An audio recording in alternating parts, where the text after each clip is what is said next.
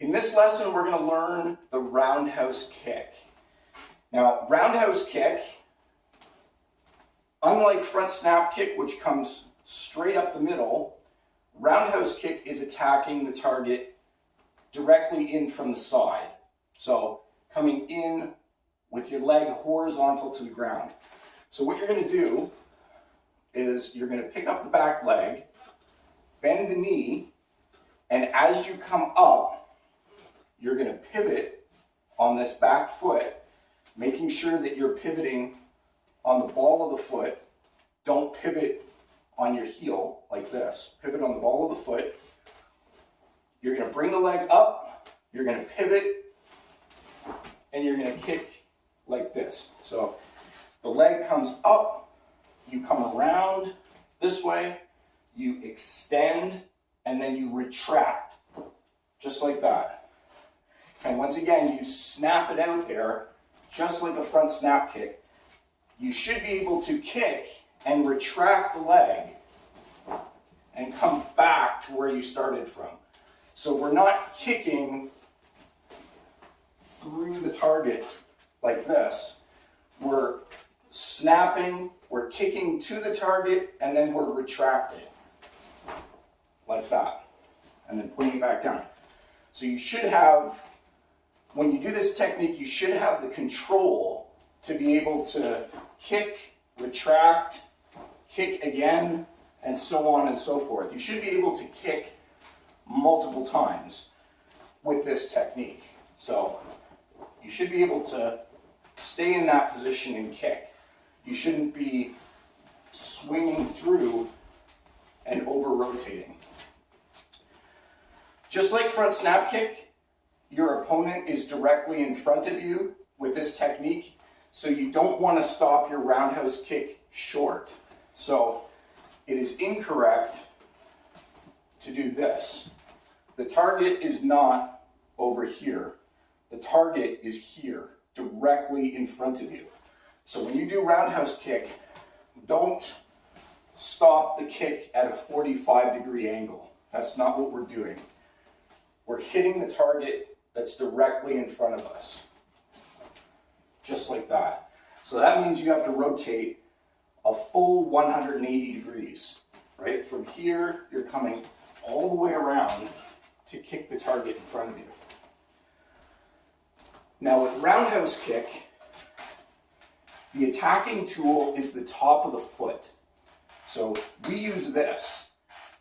When it comes to board breaking later on, when you want to have maximum power, maximum damage, then we kick with the ball of the foot. So kicking with the ball of the foot would be like this. Okay? But we like to have the extra reach that you get from kicking with the top of the foot, because it gives you this much extra reach when you stretch it out and kick here. And the top of the foot is more than powerful enough to knock somebody out. If you get hit in the head with a roundhouse kick, top of the foot, that's strong enough for a knockout. You don't need to use the ball of the foot when you're hitting a person. The ball of the foot is required for breaking if you want to do board breaking, but not if you want to spar or be in a street fight and hit an opponent and knock them out. The top of the foot is plenty for that. So we want to get that extra reach. So we pivot on the bottom foot and we use the top of the foot. So you get terrific reach with this kick. And we call it middle roundhouse kick, or just roundhouse kick, because we're going mid-level. So you're targeting basically the chest or the stomach level of your opponent, depending on how tall they are. Just basically kicking slightly above your own belt level. That is where we're going with middle roundhouse kick. So practicing a few of those by count from kicking stance. 1, 2, 3, turning around. 1, 2, 3, turning around. And again, looking at that from the side. So from here,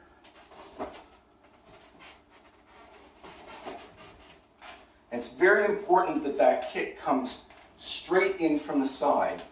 Don't shortcut it when you're doing this technique.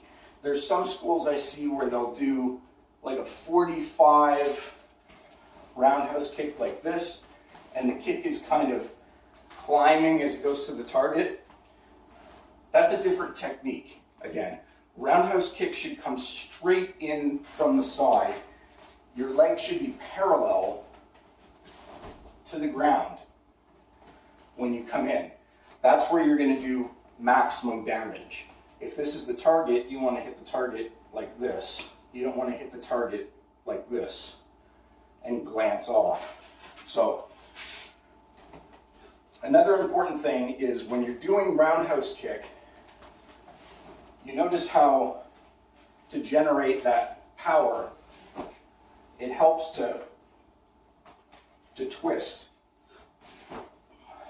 and make a counter action in the other direction when you're kicking. So if I'm doing roundhouse kick right leg, you can see that I create that counter action with the upper body. You need that to generate the power on this kick.